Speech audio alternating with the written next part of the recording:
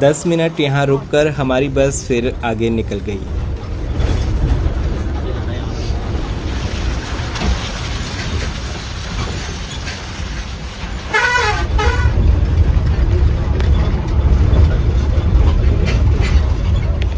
तेंगलंगला से आगे अब फिर से लगातार उतराई है। उपशी तक हमें ऐसे ही नीचे उतरते हुए जाना है और उपशी तक करीब 2 घंटे का समय लग जाएगा।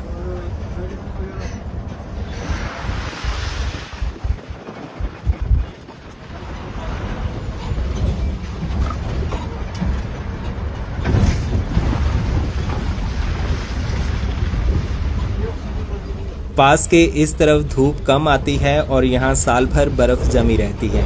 पानी बहने की वजह से यहाँ सड़क ऐसी खराब हो जाती है। यहाँ बाइकर्स के लिए काफ़ी दिक्कत होती है।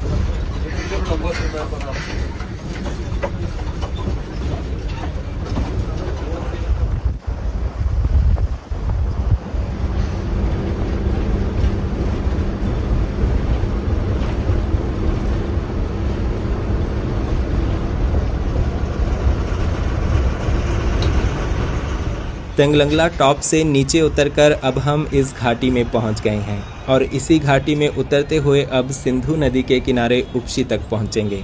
आगे इस घाटी में कई छोटे बड़े गांव भी बसे हुए हैं।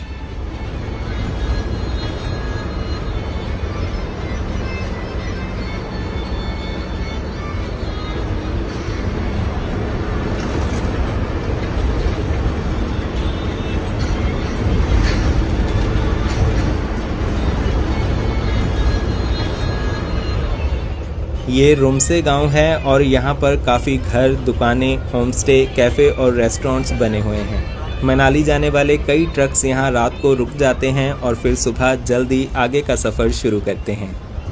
मई जून के शुरुआती दिनों में यहाँ रात को ट्रैवल करना मुश्किल होता है, लेकिन जून के बाद जब बर्फ़ ख़त्म हो जाएगी तो इस रोड पर दिन रात ट्रैफिक चलता रहता है।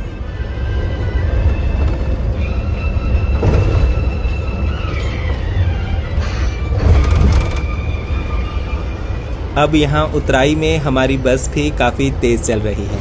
आज बस थोड़ा लेट भी हो गई है क्योंकि एक तो केलोंग से लेट चले थे और फिर रास्ते में भी काफ़ी आराम से रुकते रुकते आए। ड्राइवर सुशील जी को इस रूट पर चलने का काफ़ी एक्सपीरियंस है और वो हर साल लेह के काफ़ी राउंड ट्रिप्स करते हैं। आगे ये लद्दाख प्रशासन की ई बस आ गई जो लेह से गया रूट पर जा रही है। लद्दाख प्रशासन द्वारा अब यहाँ कई लोकल रूट्स पर अपनी बसें शुरू की गई हैं।